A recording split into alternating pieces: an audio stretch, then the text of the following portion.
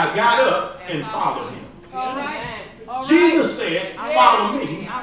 Levi was sitting down, got up, and started following. All right. All right. Jesus was passing by. Yes, Saw him sitting there. Looked down at him and said, follow me. And Levi got up and followed Jesus. Jesus was walking by, minding his business. Saw Levi, this man who was a crooked man, who was a loan shark that nobody wanted to talk to. But Jesus took time to talk to him, called him out and said, you come follow me. All right. And Levi got up, text says, and followed him. Now, this is conversion. Notice what happens. Or rather, notice what didn't happen. When Jesus said, follow me, between that point and when the text says he got up and followed him, from the time Jesus said, follow me, he got up. Jesus said, follow me. He got up. Jesus said, follow me. He got up. Oh, thank you, Lord. God is speaking to me. Jesus said, follow me. And he got up. Notice in the text, nothing is said where he said anything. He did not respond to the call in the sense of saying anything. He just obeyed the call of the master. And I think I want to tell somebody, Jesus says, do something. Don't question him. Don't complain about it. Don't grumble about it. Don't say, Lord, why me? He just got up. And started walking behind him. You know, that takes some faith, doesn't it?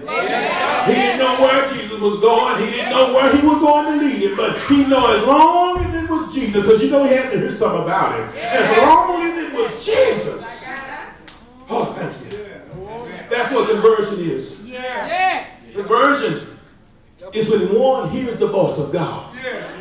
And not only hear his voice, but obey his voice.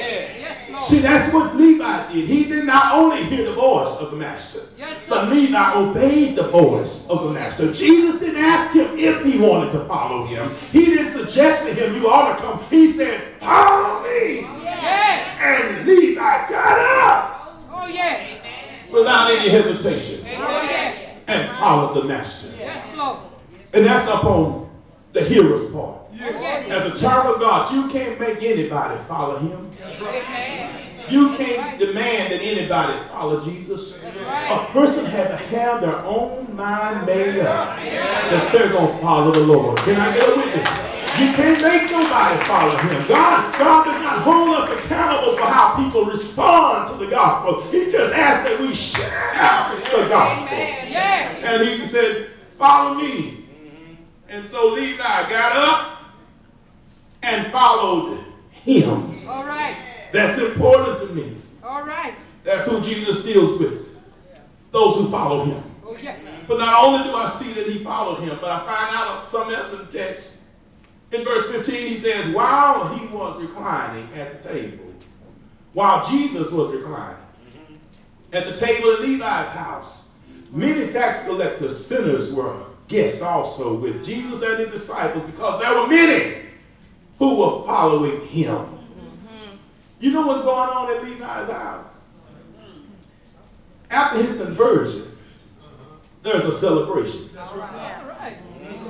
You know, he has a dinner going on. That's right. It's like a party that's going on at Levi's house. After his conversion, there is a party, there's a celebration that's taking place in Levi's house. It's right here in the text when he says that Jesus was reclining at the table. He was lying down by the table in Levi's house. And not only was he there, but he got so happy, excited about his salvation experience, excited about his conversion experience, so much so that he invited other folk to come and see what was going on and what had happened in his life. And I think I ought to tell somebody, Christian family, that whenever you have a conversion experience, there ought to be celebration in the life of a believer. Can I get a witness in here?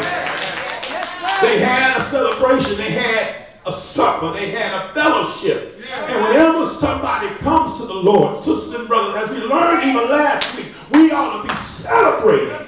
Is there anybody that's glad that you met Jesus? Hold on, move it now. Anybody here glad that you met Jesus? Oh, it's his connection day that he called all his friends and called the tax collectors. And they said, we're going to hang out with Jesus. And I think I ought to tell you, he's a mighty good friend to hang out with. You've been wondering who you going to hang out with. I'll tell you who you ought to hang out with. You ought to hang out with Jesus. You know, you got friends who will walk away from you. I've had some so-called friends stab me in my back.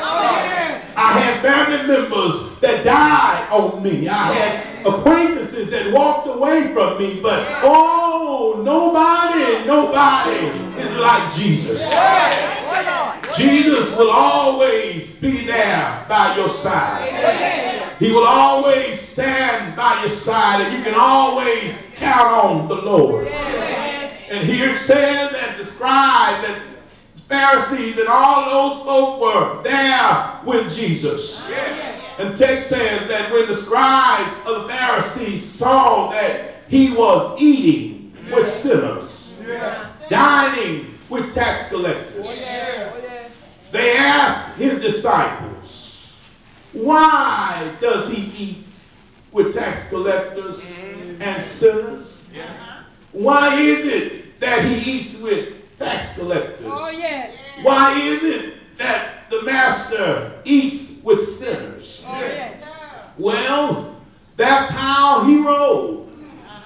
He loved eating with tax collectors and sinners. I think I ought to tell you that these tax collectors and sinners, that they called them, they had relationship with Jesus. Why you say that, brother pastor? The text bears it out. That they were there eating, and they were eating with Jesus. And the thing I think I'll tell you, Christian family, even though the Pharisees and the scribes did not recognize that they'd been changed, because they did not own up to the change in their lives, that did not alleviate the fact that they had been touched by the Lord. Can I get a witness in here? I think I want to tell you, it doesn't matter what people call you. It doesn't matter what people label you. Because you don't have to be what people call you. You don't have to be what people label you. You can talk about me if you want to. You can talk about what I used to do. You can talk about how I used to act. You can talk about where I used to go. But I think I ought to tell you that when the Lord laid his hands on me, that the Lord changed my life. And I think I ought to have somebody in the room who has a past in your life. And you got folk like the Pharisees and scribes who will not leave your past in the past. Can I get a witness that every time you try and do the right thing, they bring up your past? When you try and lead in the local church, they bring up your past. When you try and lead your song in the choir, they try and bring up your past. When you lift your hands up and praise, somebody will bring up your past. When somebody tries to talk about the goodness of the Lord, they will bring up your past.